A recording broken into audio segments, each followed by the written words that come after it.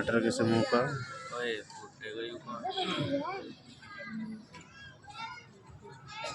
Camera خطرناک لے رہا پھوٹے گا. السلام علیکم ورحمۃ اللہ وبرکاتہ.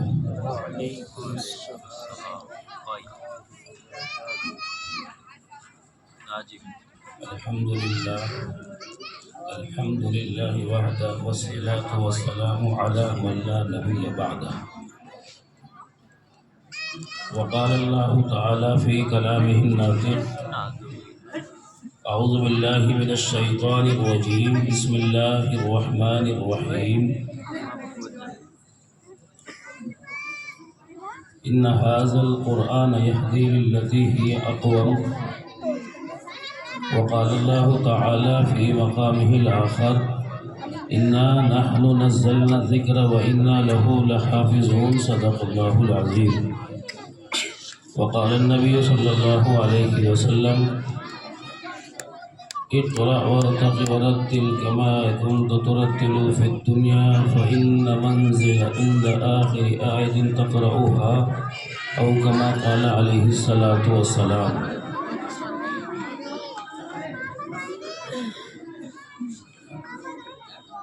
وہ معزز تھے زمانے میں مسلمان ہو کر، وہ معزز تھے زمانے میں مسلمان ہو کر، اور ہم خوار ہوئے تاریخ قرآن ہو کر. حضرات محترم اور معزز سامعین کرام اور اسٹیج پر رونق افروز حضرات علماء کرام اور پس پردہ ہماری مائیں بہنیں، اللہ کا فضل ہے کہ ہمارے اس مدرسہ فیض الاسلام کا یہ سالانہ اجلاس اپنی بڑی تابانی کے ساتھ منعقد ہوا ہوگا، اور اب اختتام کی طرف رواں دواں ہے، اور وقت بھی 3:15 بجے ہوا چاہتا ہے، اور یہ آپ کا پروگرام 1-1.5-2 گھنٹے اور چلے گا. اس کے بعد یہ پروگرام سمٹ جائے گا، اور پھر اس کے اسی وقت کے اندر دستار بندی بھی طلبہ عزیز کا غالباً ہوگی، جیسا کہ ابھی یہاں عرض کیا. مولانا مفتی عبدالسمیع جو بھی بات کر رہے تھے مخاطب تھا حضرات سے، ماشاءاللہ اللہ تعالیٰ ان کے علم برکت عطا فرمائے، کہ مبارکباد کے مستحق ہیں اہل مدرسہ اور حضرت محترم صاحب مولانا جنید صاحب مقدس اللہ العالی کے 3 طلبہ عزیز کے دستار فضیلت بھی ہوگی. 3 کی ہوگی بھائی. اس کے بعد آپ حضرات جو مدرسے کا تعاون کرتے ہیں، جو آپ کی روایت ہے حسب صاحبی کو تو آپ کو کرنا ہی ہے. آپ وہ تو پہلے سے ہی نیت کر کے آتے ہیں کہ انشاءاللہ اپنے مدرسے کا تعاون کریں گے، نیت کر کے آتے نہیں آتے آپ حضرات؟ وہ تو آپ کریں گے انشاءاللہ. اس کے بعد پھر دعا ہوگی. سچی بات یہ ہے کہ میں یہ سوچ رہا تھا کہ آج میں معذرت کر لوں. میں نے کوشش بھی کی معذرت کی، کھانسی بہت اور اسی کے ساتھ ساتھ نزلہ بھی، بخار سا بھی،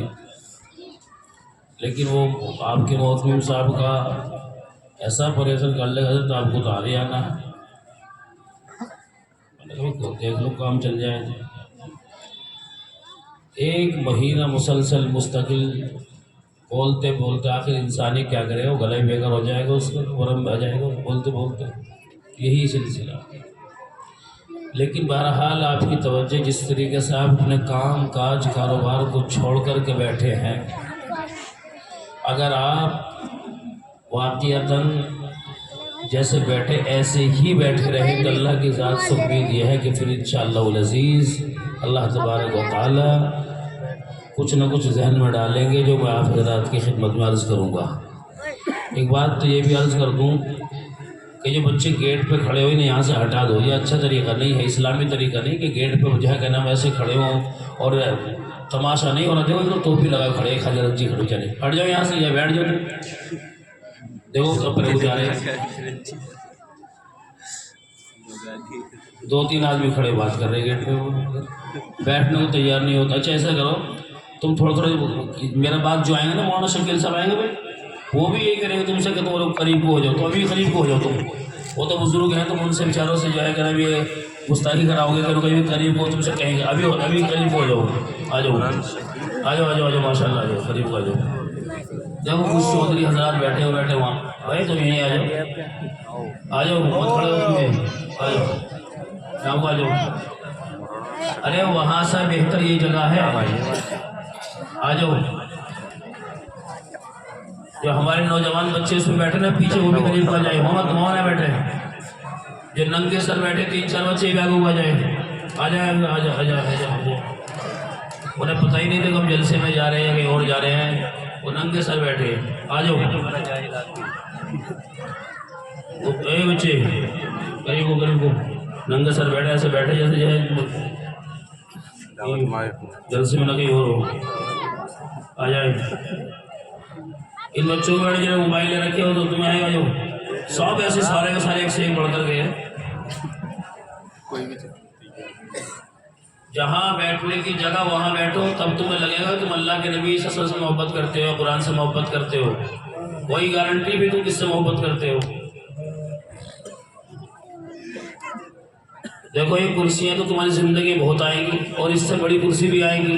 लेकिन ये याद रहे कि मदरसे वालों ने ये जलसा सजाया है कि उलमा आएंगे और ये मौलवी सुबह कहीं होते शाम कहीं होते। अगर ये कह दिया कहीं जा करके कि सोलाने वालों ने बात नहीं मानी, मैंने नहीं किसी और ने भी कह दिया, तो क्या सोलाने की तारीख दागदार नहीं होगी। इस गाँव की एक तारीख है, एक रिवायत है, यहाँ लोग बात सुनते भी और मानते भी हैं। ये चहल पहल खत्म करा दो यहाँ से, हाफिज खादिम साहब ये चहल पहल खत्म करो यहाँ से। ये बताओ बच्चा कहाँ बैठा है, देखो तो कहाँ बैठा है, देखो बैठने की जगह। तौबा तौबा ला हौला वला कुव्वता, जहाँ बैठते हैं वहाँ बैठा है, बैठो भी बैठो बैठो। आज जगहों पर ये रिवायत है कि लोग लठ लेकर खड़े जाते हो बिठाने के लिए, और वो एक जगह मैंने पूछा जी आप क्या करते हैं, कहने लगे 40 साल से काम गुरु जलसे में लोगों को बिठाता हूँ मैं यहाँ पे।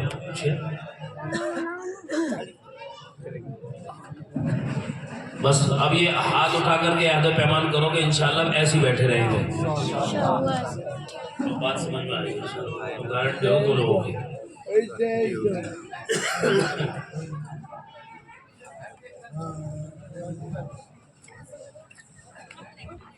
मैंने कुरान करीम की आयत करीमा तिलावत की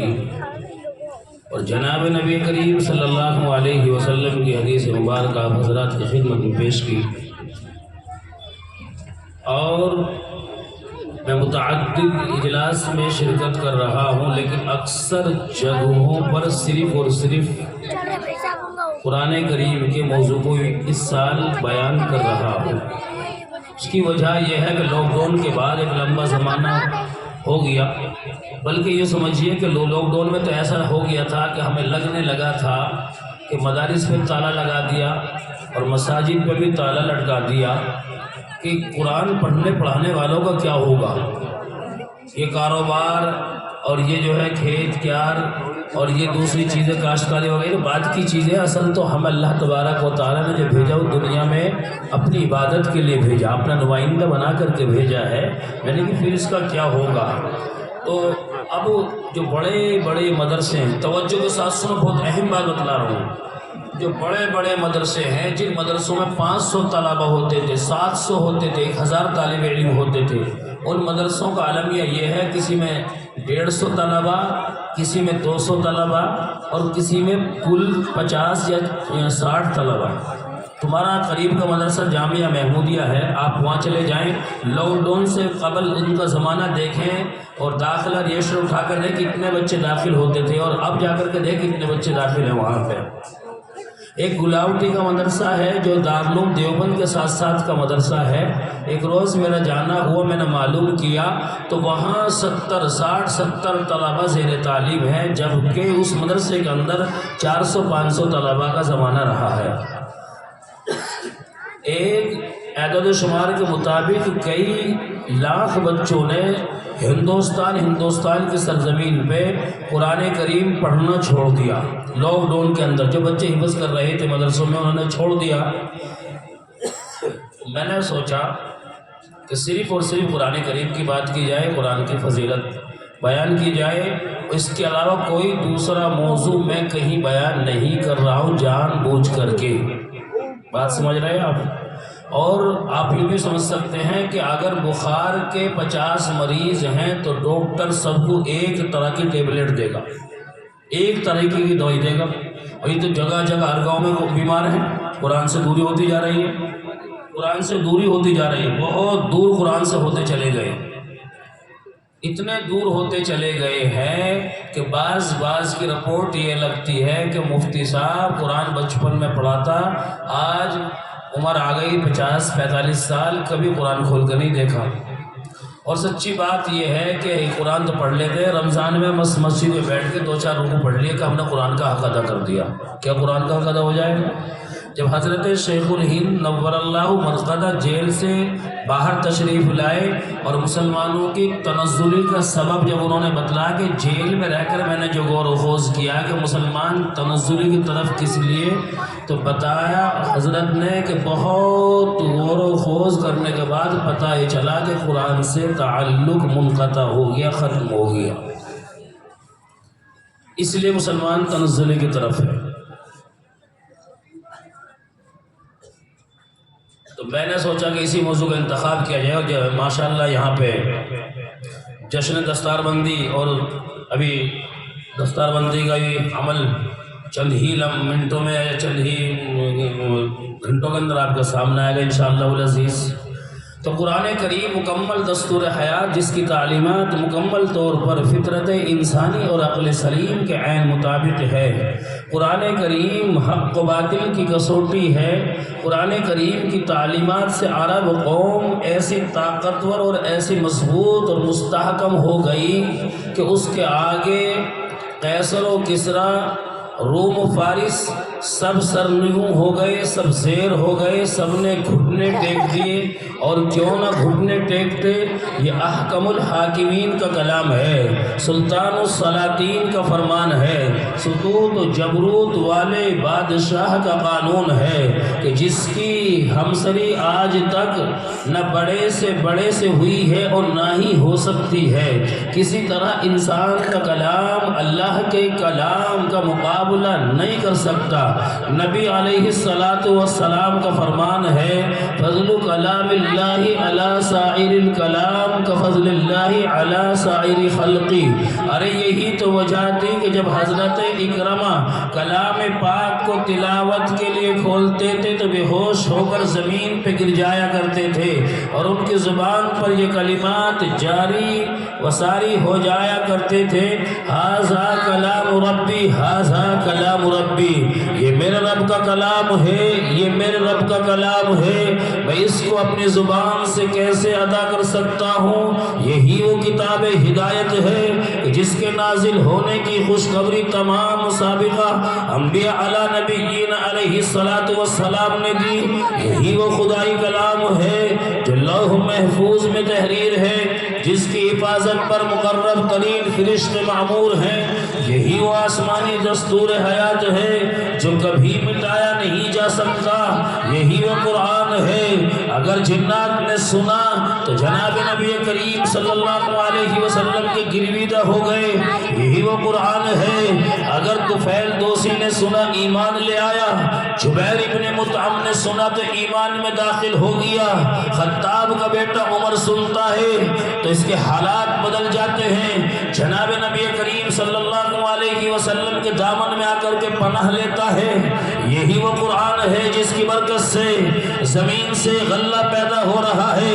یہی وہ قرآن ہے جس کی برکت سے زمین سے چشمے ابل رہے ہیں۔ یہی وہ قرآن ہے جس کی برکت سے زمین سے پانی نکل رہا ہے۔ یہی وہ قرآن ہے جس کی برکت سے ہواؤں کا نظام باقی ہے، فضاؤں کا نظام باقی ہے۔ یہی وہ قرآن ہے جس کی برکت سے ان درختوں کے اندر ہریالی باقی ہے۔ یہی وہ قرآن ہے جس کی برکت سے آج پھلوں کے اندر مٹھاس باقی ہے۔ یہی وہ قرآن ہے جس کی برکت سے پھولوں کے اندر رنگت باقی ہے۔ یہی وہ قرآن ہے جس کی برکت سے یہ زمین اپنی اصلی حالت پر باقی ہے۔ یہی وہ قرآن ہے برکت سے بغیر ستون کے آسمان قائم و دائم ہے، یہی وہ قرآن ہے جس کی برکت سے آج مدارس کا نظام باقی ہے، مساجد کا نظام باقی ہے، خانقاہوں کا نظام باقی ہے، یہی وہ قرآن ہے جس کی برکت سے آج مساجد کے ممبر و محراب آباد ہیں، یہی وہ قرآن ہے جس کی برکت سے مساجد کے مناروں سے اللہ اکبر کی صدائیں بلند ہو رہی ہے، یہی وہ قرآن ہے جس کی برکت سے آج ہمارا ایمان باقی ہے، یہی وہ قرآن ہے جس کی برکت سے آج سروں پر ٹوپیاں نظر آ رہی ہیں، چہروں پر داڑیاں نظر آ رہی ہیں۔ اور امت مسلمہ کے نوجوانوں سنو، اگر قرآن ہے تو پھر یاد رہے نظام کائنات بھی باقی ہے، اور اگر قرآن نہیں ہے تو نظام کائنات بھی باقی نہیں ہے۔ قرآن ہے تو اس دنیا کا نظام بھی باقی ہے، اور اگر قرآن نہیں ہے تو پھر اس کائنات کا نظام بھی باقی نہیں ہے۔ اور جب اللہ تبارک و تعالی اس نظام کو ختم کرنا چاہے گا تو 40 سال قبل قرآن کریم کے حروف کو ایسے آسمانوں پر اٹھا لیا جائے گا، اور پھر جب قرآن کریم کے حروف کو ایسے آسمانوں پر اٹھا لیا جائے گا تو رب کو پھر اس روئے زمین کی کوئی ضرورت باقی نہ رہے گی، اس کو لپیٹ کے سمیٹ کے ایک طرف رکھ دیا جائے گا، اور یہ بڑے بڑے پہاڑ روئی کے گالوں کی طرح اڑتے پھریں گے۔ یعنی یہ بات سمجھ میں آتی ہے، قرآن ہے تو نظام کائنات بھی باقی ہے، اور اگر قرآن نہیں ہے تو نظام کائنات بھی باقی نہیں ہے۔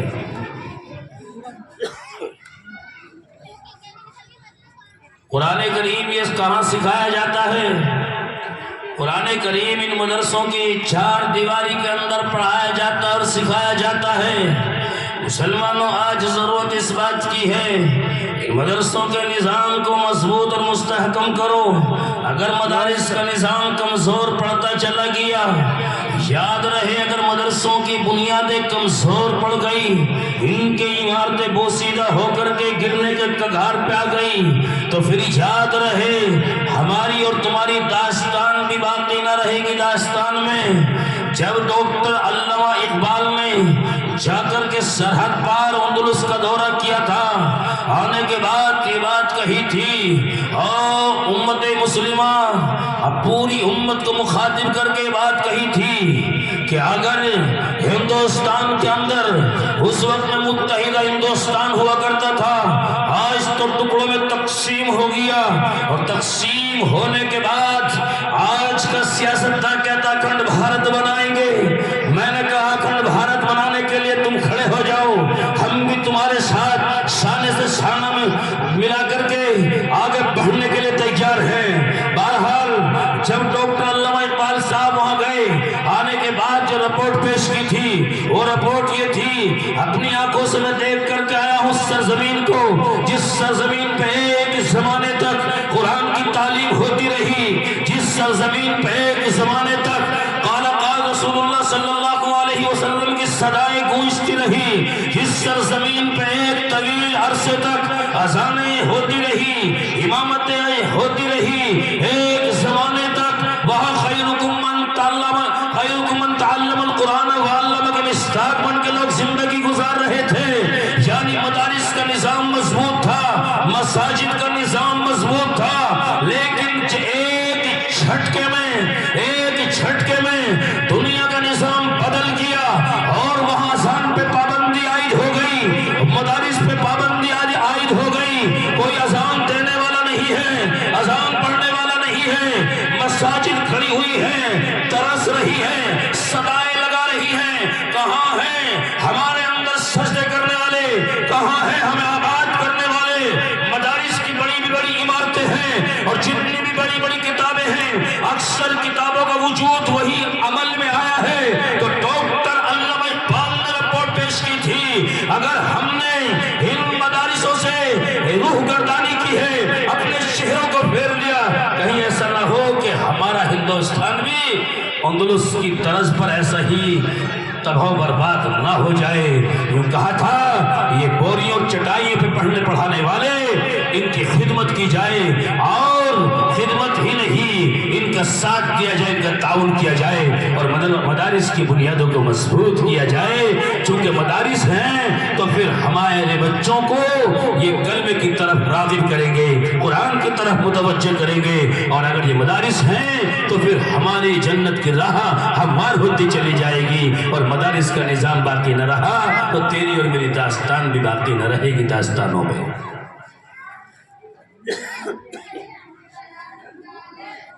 تو آج ضرورت اس بات کی ہے کہ مدارس کا نظام مضبوط اور مستحکم کیا جائے، چونکہ مدارس میں قرآن کریم پڑھایا جاتا ہے، قرآن کریم کی حفاظت ہوتی ہے، لیکن وہ الگ بات ہے کہ یہاں بظاہر تو قرآن کریم کی حفاظت مدرسوں کے اندر ہو رہی ہے، لیکن اس کی حفاظت کا ذمہ تو خود رب نے لیا ہے۔ میرا رب کہتا ہے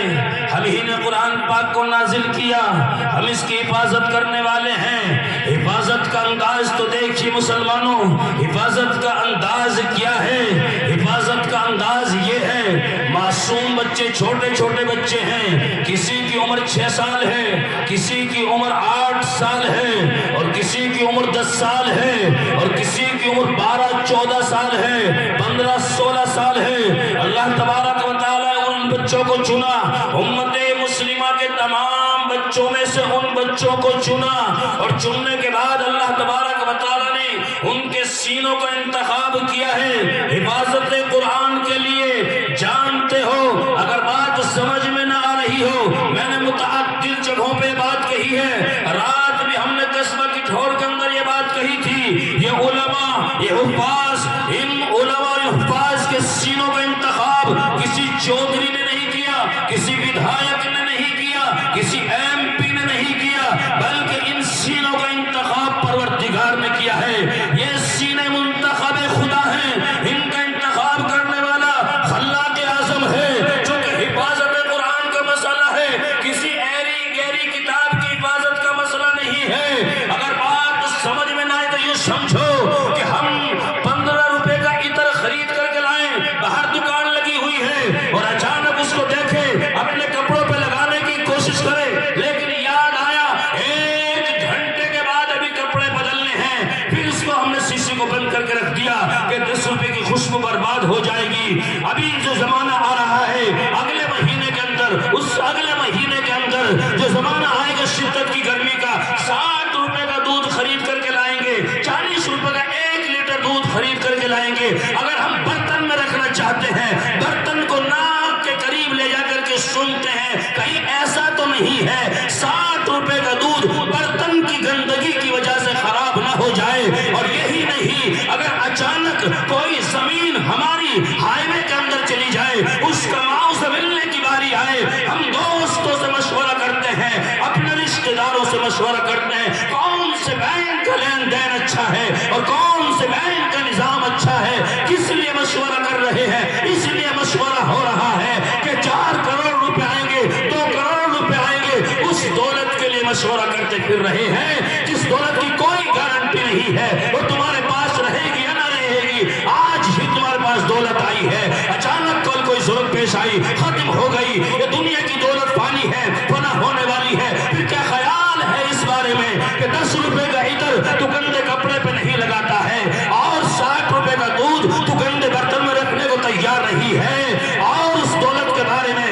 جس میں تجھے یقین ہے کہ تیرے ساتھ قبر میں نہیں جائے گی، وہ فنا ہو جائے گی، ختم ہو جائے گی، اس کے بارے میں مشورہ کرتا پھر رہا ہے کہ کون سے بینک میں ہماری دولت محفوظ رہ سکتی ہے۔ پھر کیا خیال ہے اس بارے میں کہ پروردگار نے کیا اپنی عظیم دولت کو کسی سینے میں داخل کرنا چاہا ہوگا، اتارنا چاہا ہوگا، تو کیا پروردگار نے اس سینے میں جھانک کر کے نہ دیکھا ہوگا؟ ضرور بھی ضرور اس سینے میں جھانک کر کے دیکھا ہوگا، اس لیے کہ حفاظت قرآن کا مسئلہ ہے، کسی ایری گیری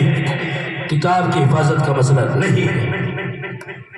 ضرور بھی ضرور اللہ تبارک و تعالیٰ نے ان سینوں میں جھانک کر کے دیکھا ہوگا کہ یہ سینے اس قابل بھی ہیں یا نہیں ہیں کہ میری قرآن کی حفاظت کر سکے، اور اگر ایسا نہ ہوتا تو امت مسلمہ کے تمام بچے حافظ ہوا کرتے۔ ہزاروں سینکڑوں آتے ہیں، درسگاہوں کے چکر کاٹتے ہیں، استادوں میں خامیاں نکالتے ہیں، مدارس کے نظام میں کمیاں خامیاں، کھانے پینے میں خامیاں نکال کر کے چلے جاتے ہیں، پتہ یہ چلتا ہے اللہ تبارک و تعالیٰ نے ان سینوں کا انتخاب نہیں کیا تھا، ان سینوں کا انتخاب نہیں کیا تھا۔ وہ تو دارالعلوم کا ابتدائی دور تھا۔ حضرت مولانا شاہ رفیع الدین صاحب نور اللہ مرقدہ کا اہتمام بھی رہا ہے دارالعلوم دیوبند کے اندر۔ ایک طالب علم نے عصر کے بعد کھانا لیا اور کھانا لے کر کے حضرت شاہ رفیع الدین علیہ الرحمہ بیٹھے ہوئے ہیں، دوسرے اساتذہ کرام بیٹھے ہوئے ہیں، جا کر کے کہا حضرت یہ آپ کا اہتمام، آپ کے اہتمام میں یہ دال مل رہی ہے، اگر مفتیان کرام جواز کا فتویٰ دے دیں اس سے وضو جائز ہو جائے گا۔ یعنی بچے کا کہنے کا مطلب یہ تھا اس میں دال میں دانہ کوئی نہیں، پانی ہی پانی ہے، اور دارالعلوم کا ابتدائی زمانہ وہ تھا، بچپن کا زمانہ تھا۔ یہ دارالعلوم آج تو بڑی عمارت کی شکل میں کھڑا ہوا ہے، اس وقت گھٹنوں کے بل چل رہا تھا۔ یہ نمنا سا پودا شجر طوبہ کی شکل اختیار اس وقت نہیں کر گیا تھا، لیکن میرے بزرگوں کا اخلاص اس کی بنیادوں میں شامل تھا۔ حضرت مولانا قاسم نانوتوی نور اللہ مرقدہ نے یوں کہا تھا بنیاد رکھتے ہوئے ایک چراغ روشن کر رہا ہوں، انشاءاللہ الذی چراغ سے چراغ جلتے چلے جائیں گے۔ آہا، اس جملے کے اندر کتنی للہیت رہی ہوگی، کتنا اخلاص رہا ہوگا۔ دارالعلوم کا صدقہ، دارالعلوم ہی کا صدقہ ہے، دارالعلوم ہی کا فیض ہے۔ ہندوستان ہی نہیں پورے بر صغیر کے اندر آج مدارس کا جال پھیلا ہوا ہے، مدارس کا نظام قائم ہے، گلی گلی محلے محلے میں آج مدرسے قائم ہیں۔ یہ مولانا قاسم نانوتوی کا صدقہ ہے، اور پڑوس ملک کے حضرت مولانا تقی عثمانی مدظلہ العالی نے اپنی یادداشت کے اندر لکھا ہے میں تمام دنیا کے تمام ممالک میں میرا جانا ہوا، اس ملک میں بھی میں گیا جس ملک کی سرحد کے بعد پوری دنیا کا نظام ختم ہو رہا ہے، پانی ہی پانی نظر آتا ہے، وہاں میرا جانا ہوا۔ میں نے اپنے میزبانوں سے کہا مجھے ایسی جگہ لے چلو جہاں میں جماعت کے ساتھ میں نماز ادا کر سکوں۔ حضرت کا اشارہ یہ تھا مجھے کسی مسجد میں لے چلو۔ گاڑی 200 کلومیٹر چلی ہے، تیز رفتار کے ساتھ میں ایک مسجد آئی ہے، ایک مسجد میں جماعت سے نماز ادا کی ہے۔ نماز پڑھنے کے بعد امام صاحب سے ملاقات ہوئی ہے، امام صاحب سے ملاقات کرنے کے بعد معلوم کیا گیا تمہارا تعلق کہاں سے ہے؟ کہا کہ میرا تعلق دارالعلوم دیوبند کی سرزمین سے ہے، میرا تعلق بھی قاسمی برادری سے ہے، میں بھی دارالعلوم کا فاضل ہوں۔ حضرت مولانا مفتی تقی عثمانی سجدے میں چلے گئے اور یوں آئے یا اللہ مولانا قاسم نانوتوی کی خبر پڑھ سینکڑوں رحمت نازل فرما کہ جن کا فیض آج دنیا کے کونے کونے میں ہے، بلکہ کسی نے یوں بھی کہا جہاں خدا کی خدائی ہے وہی رسول کی رسالت ہے، اور وہی خاندان قاسم کا فیض جاری ہے۔ حضرات محترم عرض کر رہا تھا کہ دارالعلوم کا ابتدائی زمانہ ہے، حضرت شاہ رفیع الدین صاحب اہتمام پر فائز ہیں، محتمم ہے مدرسے کے، وہاں بیٹھے ہوئے ہیں۔ ایک طالب علم آیا، آ کر کے کہا حضرت یہ دال ہے، آپ کے اہتمام میں سالن بنتا ہے، دیکھیے اگر یہ مفتیان کرام جواز کا فتویٰ دے دیں اس سے وضو جائز ہو جائے، یعنی پانی کی شکل زیادہ ہے، دال کی شکل کم ہے۔ حضرت نے برجستہ جواب دیا ہمارے مدرسے کا طالب علم نہیں ہے، ہمارے مدرسے کا طالب علم نہیں ہے۔ استادوں نے کہا حضرت یہ تو ہمارے مدرسے کا ہی طالب علم پڑھتا ہے، یہاں پہ اس کا داخلہ ہے۔ حضرت نے کہا نہیں ایسا نہیں ہو سکتا، چونکہ اس زمانے میں فوٹوگرافری تھی نہیں کہ فارم پہ فوٹو چسپا ہوگی، یہ تو آج کی دن ہے، اس زمانے میں نہیں تھا، نام لکھا جاتا تھا خالص۔ حضرت شاہ رفیع الدین کی بصیرت کی داد دینی پڑے گی۔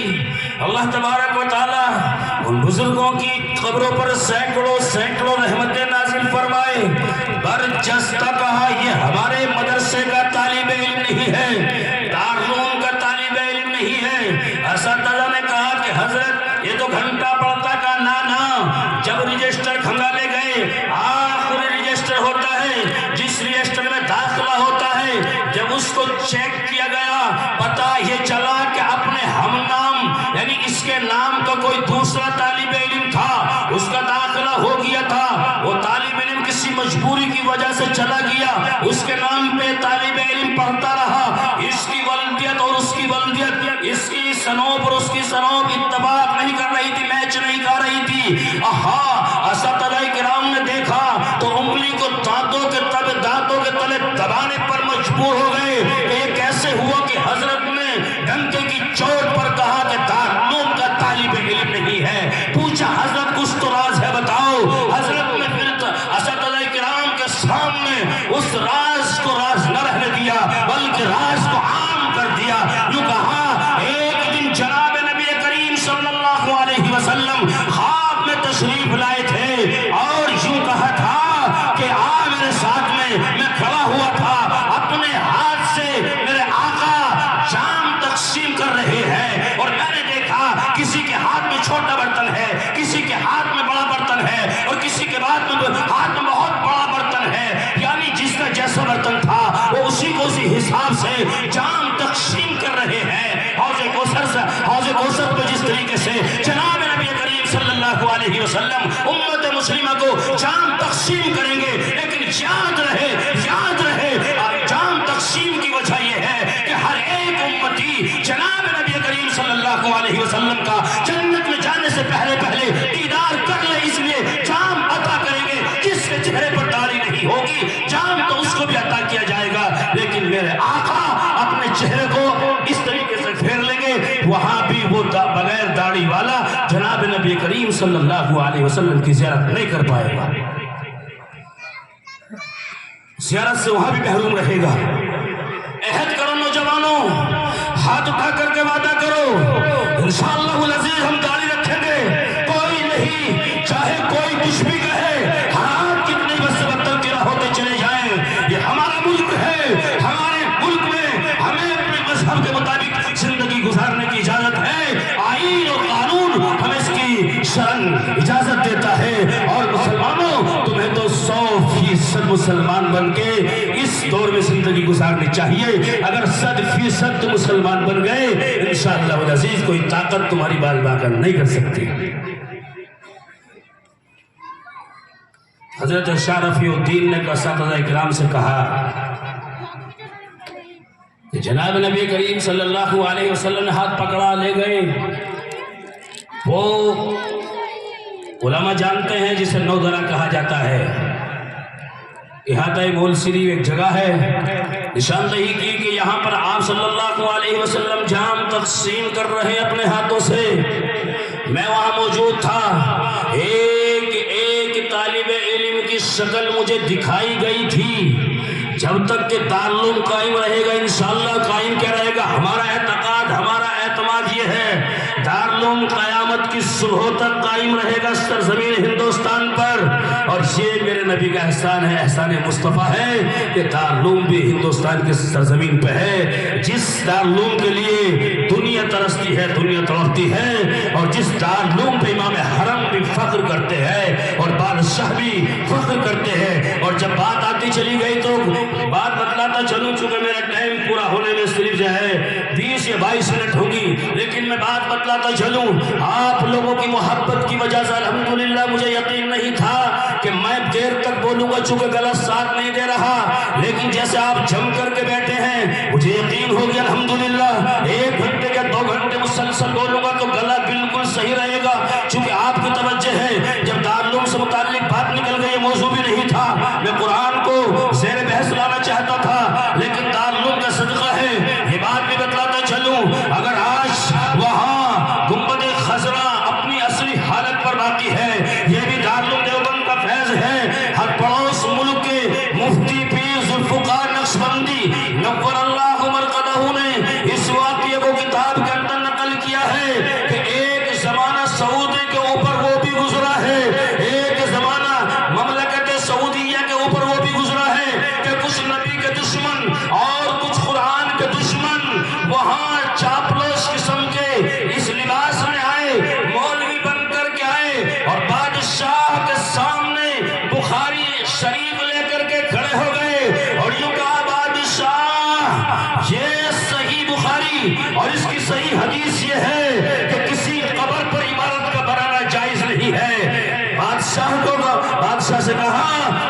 بادشاہ یہ رسول اللہ صلی اللہ علیہ وسلم کی حدیث کا مجموعہ ہے، بخاری شریف ہے، اور اس پر تمام امت کا اجماع ہے کہ بخاری کی حدیث صحیح ہے، اور یوں کہا کہ بخاری میں روایت کیا گیا ہے، بخاری کے اندر حدیث کو لایا گیا ہے، اور بخاری میں حدیث دکھا کر کے کہا کہ کسی بھی قبر پر عمارت کا بنانا جائز نہیں ہے، اور یہاں گنبد خضرا جناب نبی کریم صلی اللہ علیہ وسلم کی قبر پہ موجود ہے، گویا کہ حدیث کی خلاف ورزی ہو رہی ہے، اور ہمارے آقا کو تکلیف پہنچ رہی ہوگی۔ یہ بات سے چکر میں پڑ گیا، ان کا فتنہ یہ تھا، وہ بک گئے تھے یہودیوں کے ہاتھ، وہ بک گئے تھے کسی یہودی کے ہاتھ اور کسی حکومت کے ہاتھ، اور وہ حکومت چاہتی تھی کہ چند ڈالر دے کر کے، تھوڑی سی رقم دے کر کے ان چند مولویوں کو خرید لیا جائے اور بادشاہ کو جا کر کے یہ بات کہیں، اور جب گنبد خضرا ٹوٹ جائے گا، شہید ہو جائے گا، پوری دنیا میں تفرقہ پھیل جائے گا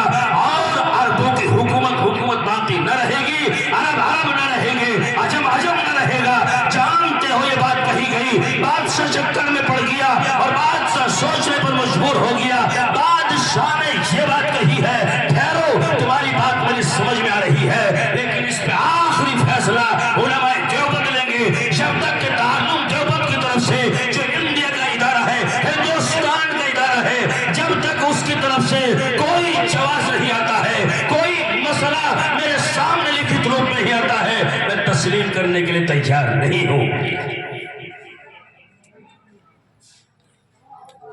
وہاں بادشاہ نے آنند فانند میں اپنی کابینہ کا اجلاس طلب کر لیا اور تجویز رکھی کہ بخاری کی حدیث ہے کہ قبر پہ عمارت کا بنانا جائز نہیں ہے۔ گنبد خضرا کے بارے میں کیا خیال ہے کہ گنبد خضرا جناب نبی کریم صلی اللہ علیہ وسلم جہاں آرام فرما ہے اسی کے اوپر وہ گنبد ہے، جس گنبد کے تقدس کی قسمیں ہم کھاتے ہیں اور جس گنبد کی عظمت کی قسم ہم کھاتے ہیں۔ بادشاہ نے اسے اشارہ کر کے کہا کہ گنبد خضرا وہاں موجود ہے، لیکن اس کے نیچے جناب نبی کریم صلی اللہ علیہ وسلم آرام فرما ہے، اور میرے پاس میں اس طریقے سے تجویز آئی ہے۔ میں چاہتا یہ ہوں کہ چند لوگ طے کر دیے جائیں،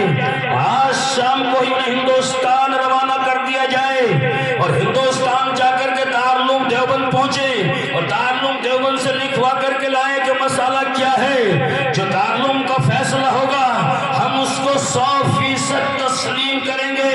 مسلمانوں، دارالعلوم بہت بڑی چیز ہے تمہارے لیے، لیکن آج ایک فرقہ ہمارے اندر بھی پیدا ہو گیا ہے۔ یہ بات میں یہ کہنا نہیں چاہتا تھا، لیکن جب زبان پہ یہ بھی کہوں گا، کسی کو بری لگے شوق سے لگے، جماعت کے اندر دو پھاڑ ہو گئے ہیں۔ ایک جماعت تو وہ ہے جو مرکز نظام الدین کے ساتھ چلی گئی، ایک جماعت کے لوگ وہ ہیں جو دوسروں کے ساتھ چلے گئے، لیکن ان میں سے ایک وہ ہے جو دارالعلوم کی عظمت کو گھٹانے پر تلے ہوئے ہیں، جنہوں نے متعدد جگہوں پہ کہا دارالعلوم ہوگا اپنے لیے ہوگا، ہم دارالعلوم کے فتوے کو تسلیم نہیں کرتے، ہم دارالعلوم کو نہیں مانتے۔ میں نے متعدد علاقوں میں کہا، میں نے ابھی چند دن پر علی گڑھ میں کہا، اتراکھنڈ میں بھی کہا، دہلی کے اندر بھی کہا، اگر دارالعلوم سے ٹکرائے گا پاس ہو جائے گا، اگر تعلم کے بارے میں اپنی ذہنیت کو صاف نہ رکھے گا، نسلوں میں علماء صلح پیدا نہیں ہو سکتے۔ میں لکھ کر کے دے سکتا ہوں، دارالعلوم ہمارا سرمایہ ہے، اور دارالعلوم ہندوستان کی سرزمین پہ میرے آقا جناب نبی کریم صلی اللہ علیہ وسلم کا احسان ہے۔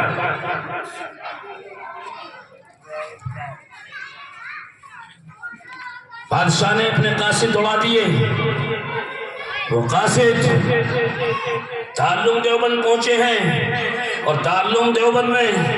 حضرت مولانا قاری طیب صاحب نور اللہ مرقدہ کا اہتمام تھا۔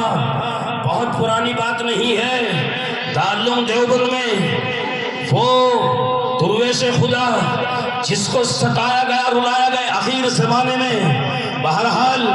علماء جانتے ہیں اس داستان کو، آپ کیا جانیں گے، وہ قاری طیب صاحب نور اللہ مرقدہ کا اہتمام تھا۔ عرب آئے ہیں، عرب کے چند علماء آئے اور خط لا کر کے پیش کر دیا۔ جب قاری طیب صاحب نے خط کو پڑھا، اللہ کی قسم لکھا ہے کتابوں میں پیروں کے نیچے سے سے زمین نکل گئی، زمین کھسک گئی، چونکہ آج دارالعلوم کا امتحان ہے۔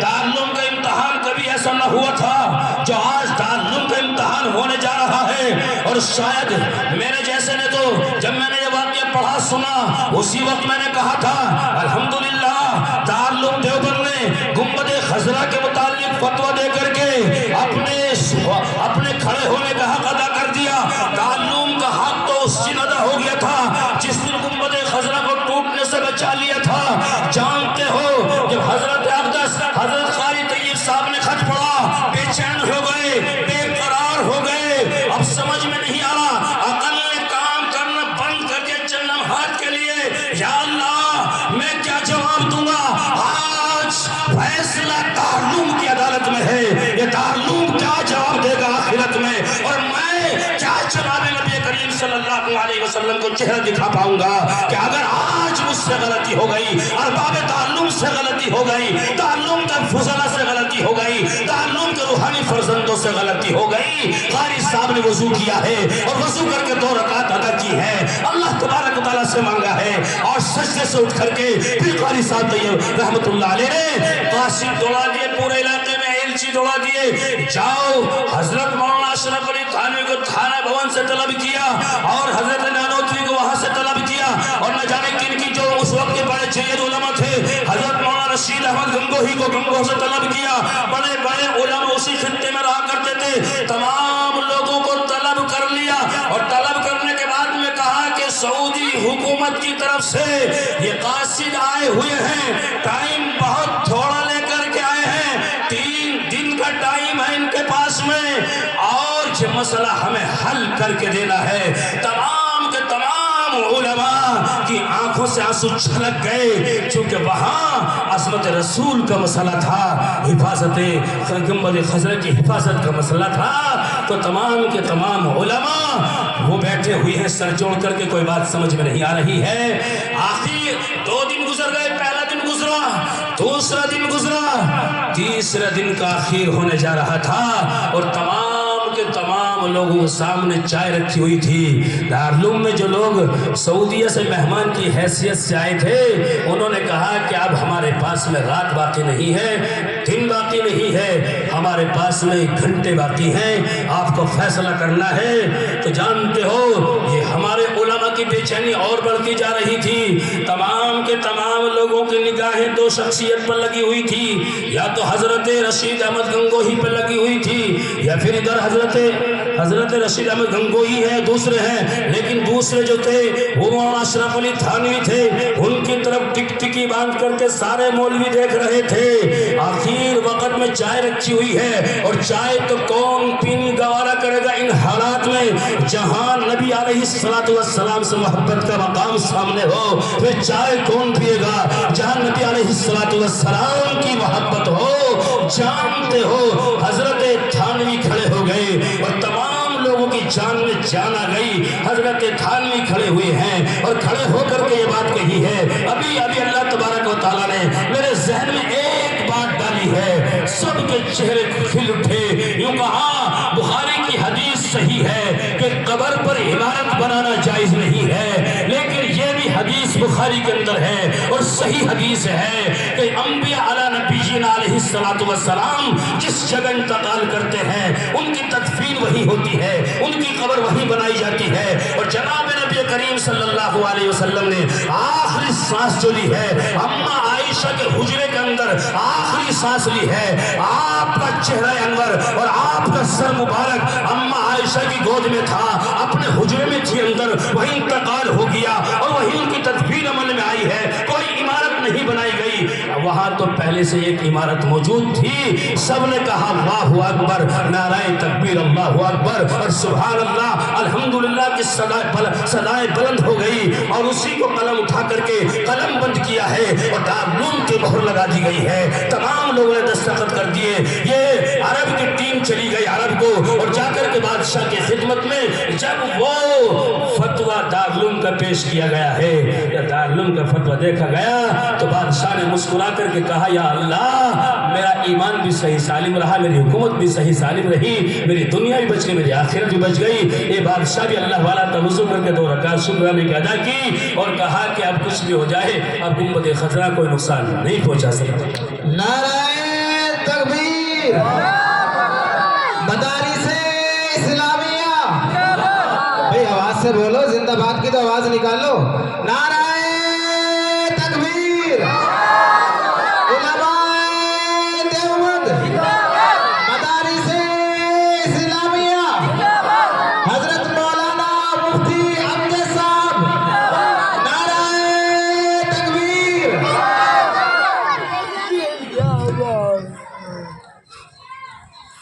تو میں عرض یہ کر رہا تھا کہ دارالعلوم بہت بڑی چیز ہے, اور غالباً بات یہ چل رہی کہ حضرت شاہ رفیع الدین کا اہتمام تھا, تو یوں کہا ایک ایک چہرہ مجھ کو دکھلایا گیا, تو میں نے ایک ایک چہرے کو غور سے دیکھا, اور یہ جو ایک بچہ تھا جو کہہ رہا تھا دال سے وضو جائز ہو جائے گا اگر تم فتویٰ دے دو, کہا کہ یہ چہرہ تو اس میں شامل ہی نہیں تھا, یہ چہرہ اس میں شامل ہی نہیں تھا, اور دارالعلوم میں صرف اسی کا داخلہ ہوگا جس کو میرے نبی نے چن لیا تھا, میرے نبی نے جس کا انتخاب کر لیا تھا. یہ بات ہم نے متعدد جگہوں پہ کہی ہے کہ دارالعلوم کا ادنا سا ملازم ہی کیوں نہ ہو اور دارالعلوم کا ادنا سا طالب علم ہی کیوں نہ ہو, یہ سب کے سب منتخب خدا, ان کا انتخاب کرنے والا پروردگار ہے. بات سمجھ میں آئی میری؟ یہ دیکھو غور سے آپ لوگ, آپ کہیں اور دیکھ رہے ہیں, میں چاہ رہا ہوں اسی طریقے سے آپ مجھے دیکھتے رہے, میں تھوڑی سی دیر اور آپ حضرات کی خدمت کر دوں, اس کے بعد انشاءاللہ میں پھر آپ سے اجازت لوں گا. تو حضرات محترم, میں نے ایک بات شروع کی تھی اور دوسری بات کو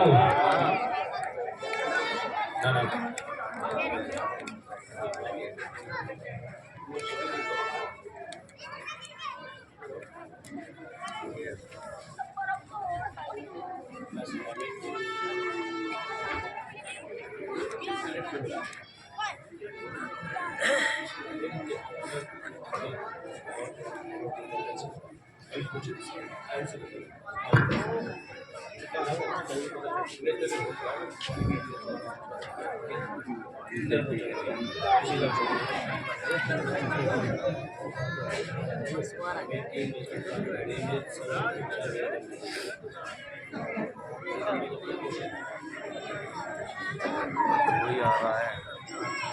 جب تک یہ کریں گے. تو میں عرض یہ کر رہا تھا کہ مدارس کی قدر کرو, یہ مدرسے ہیں,